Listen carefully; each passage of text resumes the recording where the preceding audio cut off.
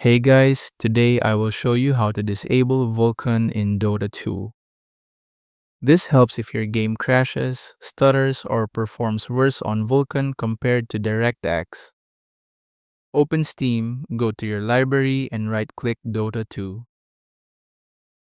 Click Properties, then General. In Launch Options, remove -Vulkan if it's there. Then add DX11. Close the window and launch Dota 2. The game will now run using DirectX 11 instead of Vulkan. A reminder that if you're on older GPUs or NVIDIA cards, DirectX 11 is usually more stable with fewer random frame drops.